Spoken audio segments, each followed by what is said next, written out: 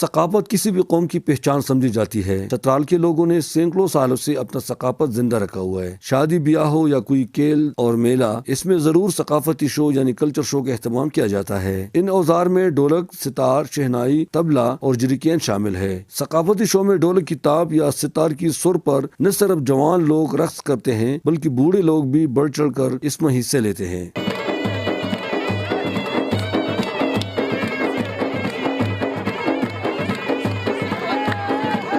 یہ فنکار لوگوں کی رقص کو دیکھ کر اس کے مطابق موسیقی پیش کرتے ہیں۔ اس میں سب سے دلچسپ پہلو صدیوں پرانی بندوق اور تلوار کے ساتھ رقص ہوتا ہے، جسے لوگ بہت شوق سے دیکھتے ہیں۔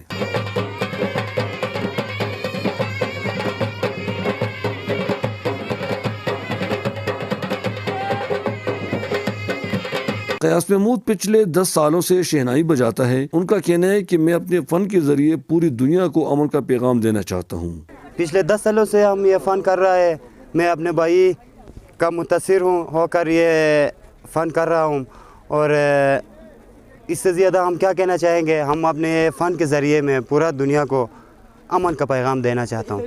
پورے ملک میں چترال کی مثالی امن کا راز اس بات میں ہے کہ یہاں کے لوگ اپنی ثقافت سے محبت کرتے ہیں۔ جو قومیں اپنی ثقافت کو بھول جاتے ہیں وہ صفحہ ہستی سے مٹ جاتے ہیں۔ یہی وجہ ہے کہ چترال کے بوڑھے اور جوان یکساں طور پر اپنے ثقافت کو زندہ رکھنے میں کلیدی کردار ادا کرتے ہیں۔